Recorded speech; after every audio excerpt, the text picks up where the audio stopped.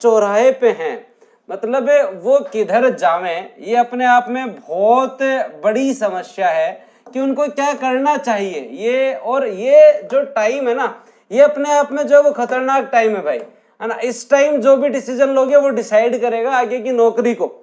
तो आप जो है वो आरएस की तैयारी कर रहे थे तो आपको आरएस जाना चाहिए या नहीं जाना चाहिए, ठीक है। आपको जूनियर अकाउंटेंट की तैयारी करनी है, ठीक है, वो करनी चाहिए या नहीं करनी चाहिए। आपको संगणक की तैयारी करनी चाहिए या नहीं चाहिए। आपको जो है ग्रेड 1, 2, 3 की तैयारी करनी चाहिए या नहीं करनी चाहिए, ठीक है।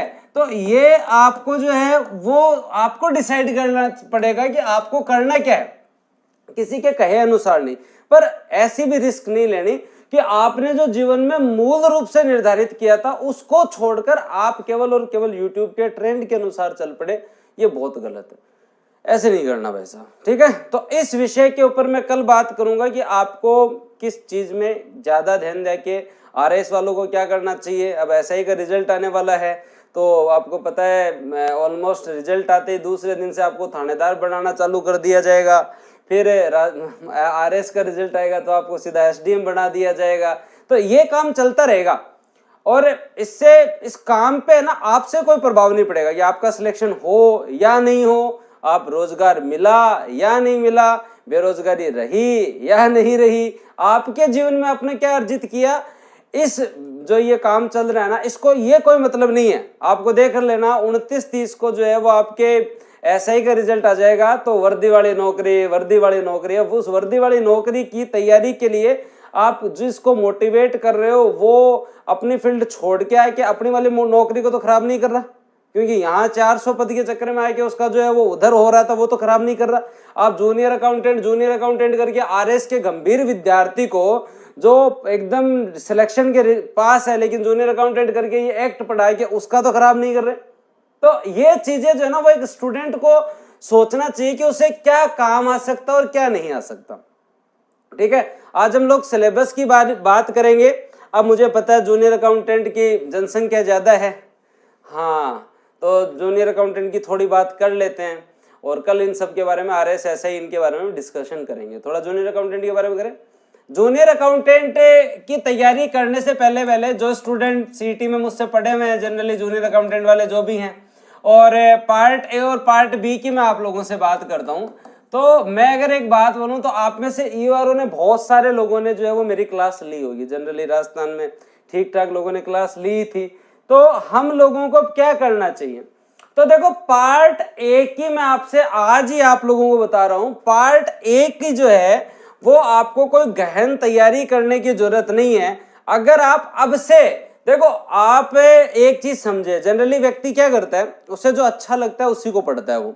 जैसे मतलब वो पेपर दे के आया और हिस्ट्री आर्ट एंड कल्चर सब पढ़ के गया था, पेपर वाले दिन पढ़ा, दूसरे दिन रेस्ट करके तीसरे दिन वापस हिस्ट्री आर्ट एंड कल्चर उन्हीं पे लग गया और उन्हीं के ऊपर पीछे लग गया। तो हमें अब जो है वो क्या करना चाहिए, अभी तुम लोगों ने ताजा ताजा पेपर दिया है, तो पार्ट ए का सिलेबस जनरली आप लोग देख लीजिए। और पार्ट ए के अंदर आपको ऑलमोस्ट 3 चीज ऐसी है जिनके ऊपर थोड़ा ज्यादा ध्यान देना पड़ेगा। यहां देखो आप पार्ट ए के अंदर, मैं पार्ट बी की बात बताऊंगा। एक्ट की टेंशन है क्या किसी को? मेरे हिसाब से छोड़ देना। जिस तरीके से एक एक्ट रटवा दिया था ना नगर पालिका का, है ना, कि गुरुजी आवा तो 39 सही हो रहे, बस पेपर ही जो है वो सरल आ गया। तो मैं कितने सब्जेक्ट पढ़ाऊंगा, मैं क्या करंट पढ़ाऊंगा वो मैं बता दूंगा, लेकिन पार्ट ए अपने आप में उलझाएगा और पार्ट ए ही डिसाइड करेगा जिस तरीके से ईओआरओ में डिसाइड किया था। फिर बता देता हूं, क्योंकि एक समय के बाद में आपके जो पार्ट बी के सब्जेक्ट है ना, ये बोलेगा ना नाना छोटा सब्जेक्ट है एकदम जमा, RSR, GFR, business management, account थोड़ी बड़ी है, ऑडिट है, इंडियन इको तो आप पढ़ाइया, इंडियन इको में तो कोई समस्या ही नहीं है, तो वहां ज्यादा नहीं है। लेकिन लोग पहले उसके पीछे भागेंगे, मैंने आपको एक चीज बताता हूं आपको कि एक आप यहां देखिए, और ये राजस्थान का सामान्य ज्ञान जो है ये 25% 75 नंबर का है। राजस्थान का सामान्य ज्ञान 25 नंबर 75% का है, याद रखें। तो इसके तो आज से ही जो आपने पढ़ रखा है ना उसके टेस्ट देने चालू कर दो, कुछ एमसीक्यू, प्रीवियस ईयर क्वेश्चंस, बस revision short notes, revision short notes, इस पे ज्यादा लोड नहीं लेना, क्योंकि अब ये डिसाइड नहीं करेगा कि सिलेक्शन किसका होता है, क्योंकि जीके अथाह है, उसमें से जो है वो दोस्तों 25% आने हैं, तो वहां पे श्योरिटी नहीं है। लेकिन यहाँ दुख बहुत है, जैसे हिंदी, चलो एक हिंदी भाषी व्यक्ति का जो है वो हिंदी ठीक होता है, लेकिन जब जूनियर अकाउंटेंट का सिलेबस आप लोग देखेंगे तो आपको ये चीज समझ में आ जाएगी कि हिंदी ठीक होने के साथ साथ बेस्ट भी होना जरूरी है, क्योंकि इसमें बहुत सारी चीजें ऐसी है जो आपको ध्यान देने योग्य है। जैसे मैं आपको एग्जांपल दूं, हिंदी के अंदर है जो आपका हिंदी का सिलेबस है, अपन जो को याद है वो संधि, समास, उपसर्ग, प्रत्यय, पर्यायवाची, विलोम शब्द, अनेकार्थ शब्द युग्म में, ठीक है, वाक्य शुद्धि, शब्द शुद्धि, ये याद है। अब मैं आप लोगों को यही कहना चाहूंगा, जाते इनके पीछे मत पड़ना, हिंदी के अंदर सबसे पहले तुम लोग संज्ञा, वाच्य, क्रिया, ठीक है, संज्ञा, वाच्य और क्रिया, इन टॉपिकों को स्टार्ट कर दो। और ये आपका जो है अंग्रेजी की परिभाषिक शब्दावली, इसे आज से स्टार्ट कर दो, नहीं तो ये ना सबसे ज्यादा दुख देती है। ये आपकी जो परिभाषिक शब्दावली जो है ये सबसे ज्यादा दुख देती है, तो हिंदी मेरे हिसाब से आप लोगों को जो है वो खुद चालू कर देनी चाहिए। ये 4-5 टॉपिक हैं जो आपको कहीं से पढ़ने चाहिए। तो ये देखो, एक बात बताओ, संधि तो होनी तो भी यही है जहाँ होगी, तो आजू रट्टो चालू लगाओ, ठीक है। उसके बाद में आपके उपसर्ग, प्रत्यय, भाई जो पढ़ रखा है उसको रिवाइज करते रहो, विलोम शब्द रटने ही पड़ेंगे। कोई आदमी बोलेगा मैं तो कोचिंग करूंगा हिंदी की, कर लियो भाई, कर जिद कर लियो, क्योंकि जगह तन पढ़ाओगा ना वे भी संधि पढ़ाओगा। भाई जो आदमी आपको पढ़ाने आएगा ना वो भी संधि समास के अंदर 40% टाइम ले जाएगा, क्योंकि बहुत बड़े हैं। तो आप आज से ही 10 शब्द परिभाषिक शब्दावली के चालू कर दो, 10 शब्द जो है वो परिभाषिक शब्दावली के चालू कर दो। विलोम शब्द, वन वर्ड शब्द युग्म में, ये जो आपके सिलेबस में है, अनेकार्थक शब्द, विलोम शब्द, पर्यायवाची, बहुत है पर्यायवाची, इनको रटना चालू कर दो, इनको रटना चालू कर दो। और एक चीज मैं आपको अभी भी बता देता हूं, और जो कि सबसे इंपॉर्टेंट क्या है, बहुत सारे स्टूडेंट कह रहे थे कि आपकी क्लास जो है वो इतने दिन बाद क्यों हुई है ना, सब जो है वो पढ़ाई दिए। मैं ईओ में भी सबसे लास्ट में आया था, लास्ट में आके जो है वो 7-8 मैराथन ली थी, आपको कवर करवा दिया था। तो देखो एक चीज पता है क्या होती है, एक चीज ये होती है कि कोई भी सब्जेक्ट है, अब मुझे पार्ट बी के 6 सब्जेक्ट हैं, पार्ट बी के 6 सब्जेक्ट हैं, मुझे ये सब्जेक्ट करवाने हैं, तो एक तो मैं डेली खुद करूं इनको, और उसके बाद में इसमें दक्षता लाऊं, फिर तुम्हारा भी टाइम जाया हो, उसके बाद में तुम्हें पढ़ाऊं तो कोई मतलब नहीं। मैंने तुम्हें पहले ही कहा था, मैं तुम्हें तभी पढ़ाऊंगा जब पहले पूरे नोट्स बन जाएंगे, फिर जो है वो शॉर्ट नोट्स बन जाएंगे, फिर एमसीक्यू बन जाएंगे।